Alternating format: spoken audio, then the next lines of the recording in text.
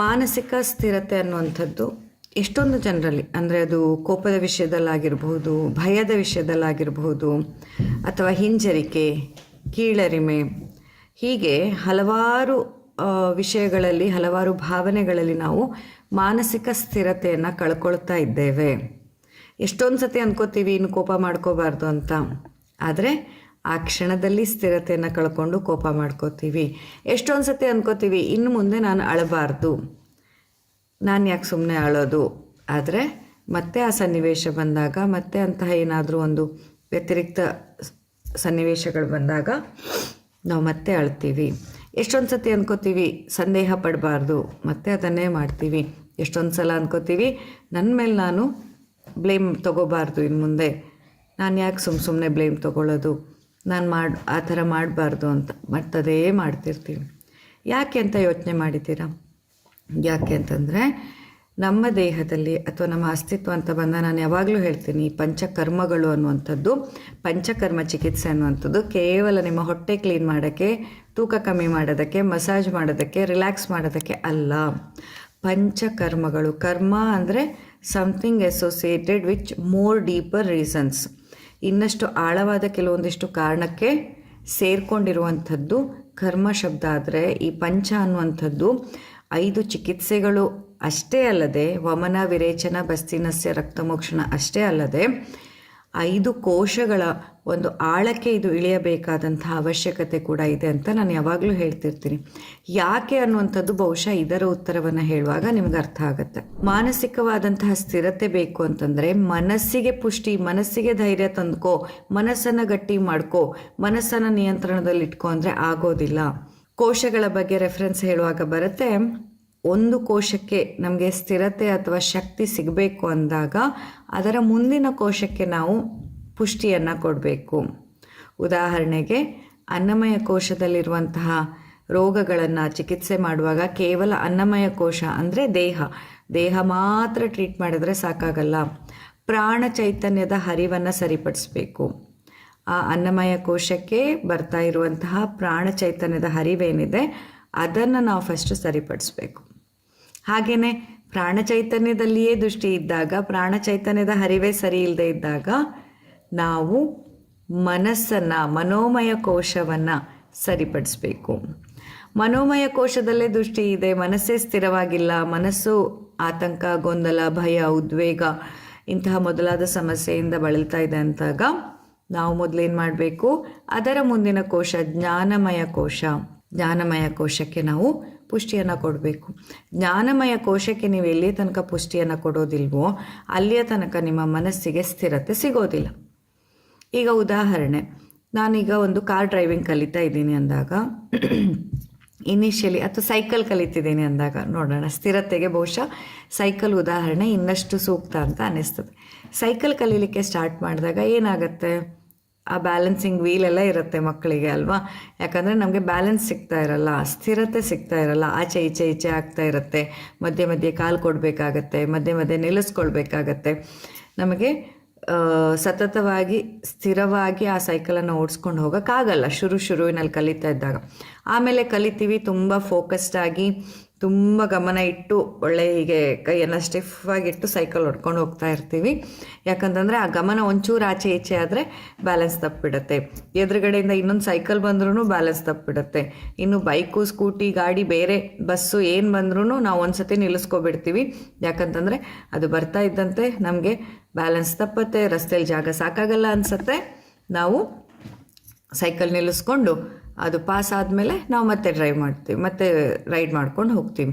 ಅದೇ ಆಮೇಲೆ ನಿಮಗೆ ರೂಢಿ ಆಗ್ತಾ ಬಂದಂತೆ ಆ ಸೈಕಲ್ ಹೊಡೆಯುವಂಥ ಸ್ಕಿಲ್ಲನ್ನು ನೀವು ಪೂರ್ತಿಯಾಗಿ ಕಲ್ತ ಮೇಲೆ, ನಿಮ್ಗೊಮ್ಮೆ ಅದು ಪ್ರಾಕ್ಟೀಸ್ ಆದಮೇಲೆ ಎಷ್ಟು ಸ್ಥಿರವಾಗಿ ಓಡಿಸ್ತಾ ಇರ್ತೀರಾ, ಕೈ ಬಿಟ್ಕೊಂಡು ಓಡಿಸ್ತೀರಾ, ಒಂದು ಕೈಯಲ್ಲಿ ಓಡಿಸ್ತೀರಾ ಅಲ್ವಾ, ಫೋನಲ್ಲಿ ಮಾತಾಡ್ತಾ ಓಡಿಸ್ತೀರಾ. ಹಾಗೆಯೇ ಎಷ್ಟೊಂದು ಸತಿ ಅಂತೂ ಮುಂದ್ಗಡೆ ಏನು ವೆಹಿಕಲ್ ಬಂದರೂ ನಿಮಗೆ ಒಮ್ಮೆ ರೂಢಿ ಆದ ಮೇಲೆ ಆ ಒಂದು ರೋಡ್ ನಿಮಗೆ ಚಿಕ್ಕದು ಅಂತ ಅನಿಸೋದೇ ಇಲ್ಲ.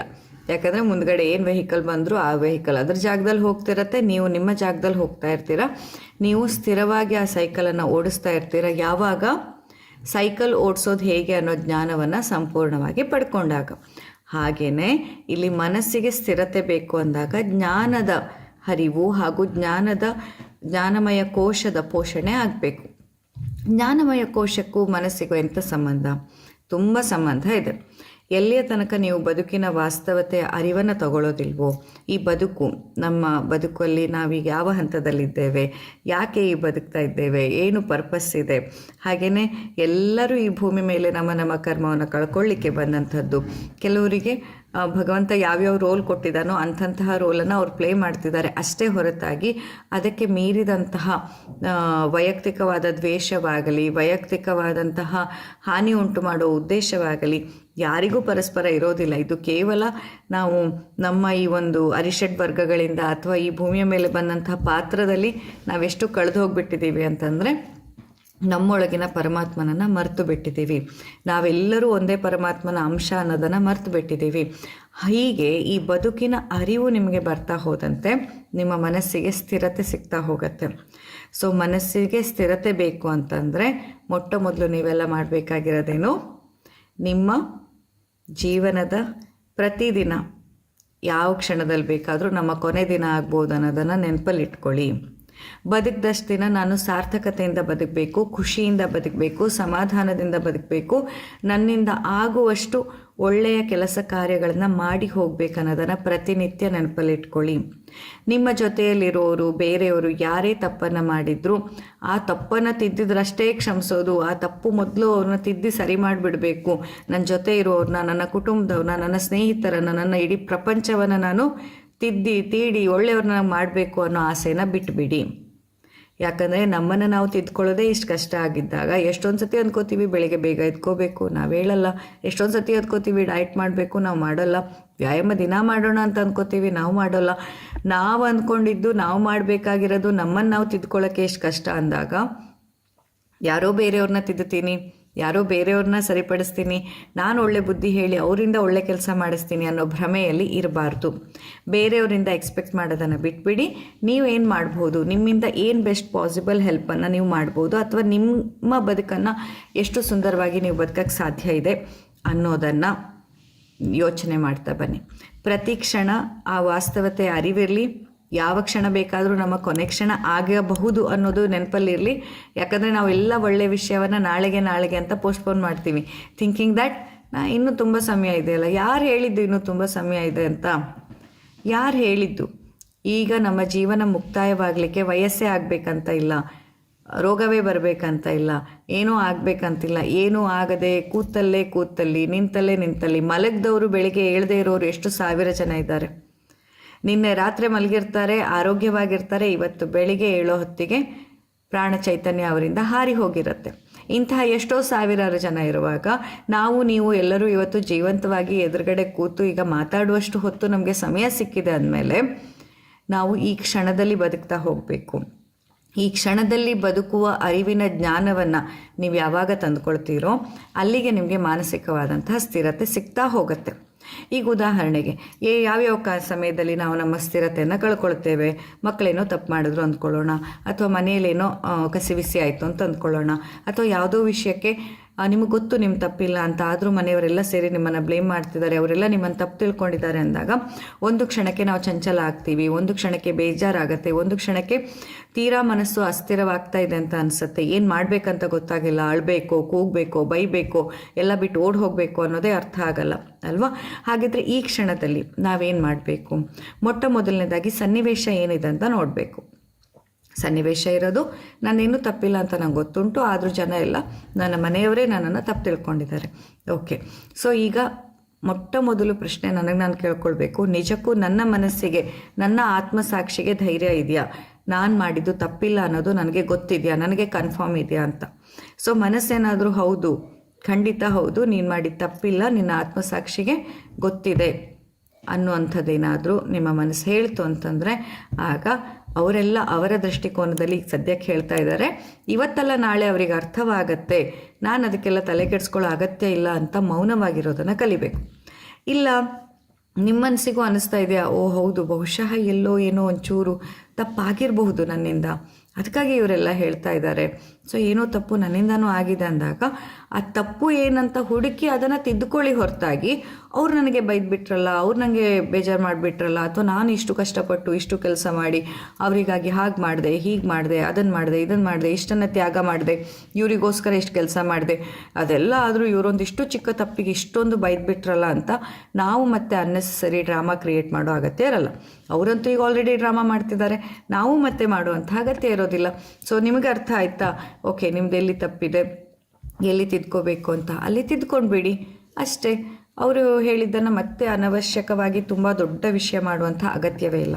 ಇನ್ನು ನಿಮಗೆ ಗೊತ್ತುಂಟಾ ನಿಮ್ಮಲ್ಲಿ ಏನೂ ತಪ್ಪೇ ಇಲ್ಲ, ನೀವು ಮಾಡೇ ಇಲ್ಲ, ಅವರು ತಪ್ಪಾಗಿ ಅರ್ಥೈಸಿಕೊಂಡಿದ್ದಾರೆ ಅಂತ ಆ ಕ್ಷಣಕ್ಕೆ ಅದನ್ನ ತಿಳಿಸುವ ಪ್ರಯತ್ನ ಮಾಡಬೇಡಿ, ಮೌನವಾಗಿದ್ಬಿಡಿ. ಯಾಕಂತಂದರೆ ಕಾಲ ಅನ್ನುವಂಥದ್ದು ಎಲ್ಲದನ್ನು ಸರಿಪಡಿಸುವ ಶಕ್ತಿಯನ್ನು ಹೊಂದಿದೆ. ಮತ್ತು ಆ ಒಂದು ಸಮಯದಲ್ಲಿ ಯಾವಾಗ ಎಲ್ಲರೂ ಅವ್ರದ್ದೇ ಒಂದು ದೃಷ್ಟಿಕೋನದಲ್ಲಿ ಫಿಕ್ಸ್ ಆಗಿಬಿಟ್ಟಿದ್ದಾರೋ, ನೀವೆಂಥ ತಿಪ್ಪರ್ಲಾಗ ಹೊಡೆದ್ರೂ ಅವರದನ್ನ ಬದಲಾಯಿಸೋಕ್ಕೆ ರೆಡಿ ಇರಲ್ಲ, ಅವರದನ್ನ ತಿಳ್ಕೊಳ್ಳೋಕ್ಕೂ ರೆಡಿ ಇರೋದಿಲ್ಲ. ಸೊ ಅಂಥ ಸಮಯದಲ್ಲಿ ನಾವು ಅವರ ಮನಸ್ಥಿತಿಯನ್ನು ಬದಲಾಯಿಸಲಿಕ್ಕೆ, ಅವರ ದೃಷ್ಟಿಕೋನವನ್ನು ಚೇಂಜ್ ಮಾಡಲಿಕ್ಕೆ ನಮ್ಮ ಎನರ್ಜಿಯನ್ನು ವೇಸ್ಟ್ ಮಾಡುವ ಅಗತ್ಯ ಇಲ್ಲ. ಆ ಕ್ಷಣಕ್ಕೆ ಸುಮ್ಮನಿದ್ಬಿಡಿ, ಮೌನವಾಗಿದ್ಬಿಡಿ. ನಿಮ್ಮ ಮೌನ ನಿಮ್ಮ ಮಾತಿಗಿಂತ ಹೆಚ್ಚಿಗೆ ಉತ್ತರವನ್ನು ಕೊಡುತ್ತೆ.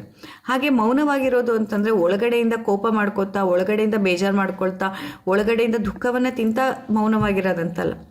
ಶಾಂತ ಚಿತ್ತರಾಗಿ ಮೌನವಾಗಿರಿ. ಈ ಕ್ಷಣದಲ್ಲಿ ನಿಂಗೆ ಹಂಗೆ ಅನ್ನಿಸ್ತಿದೆ, ನಿಂಗೆ ಅರ್ಥ ಆಗತ್ತೆ ಅಂತ ಹೇಳಿ ಸುಮ್ಮನಿದ್ಬಿಡಿ. ಖಂಡಿತವಾಗಿ ನಿಮ್ಮ ಮೌನ ಮಾತಿಗಿಂತ ಹೆಚ್ಚು ಅವರಿಗೆ ಅರ್ಥ ಆಗುತ್ತೆ. ಬೇಕಿದ್ರೊಮ್ಮೆ ಪ್ರಯತ್ನ ಮಾಡಿ ನೋಡಿ. ಹಾಗಾಗಿ ಯಾವತ್ತೂ ಕೂಡ ಮಾನಸಿಕ ಸ್ಥಿರತೆ ಬೇಕು ಅಂದರೆ ಜ್ಞಾನಮಯ ಕೋಶದ ಕ್ಲೆನ್ಸಿಂಗ್ ಆಗಬೇಕು, ಜ್ಞಾನಮಯ ಕೋಶಕ್ಕೆ ಪೋಷಣೆ ಸಿಗಬೇಕು, ಜ್ಞಾನಮಯ ಕೋಶಕ್ಕೆ ಆಹಾರ ಸಿಗಬೇಕು. ಆವಾಗಷ್ಟೇ ನಿಮ್ಮ ಮನಸ್ಸು ಸ್ಥಿರತೆಯನ್ನು ಪಡ್ಕೊಳ್ಳೋದು, ಇಲ್ಲಾಂದರೆ ಸಾಧ್ಯ ಇಲ್ಲ.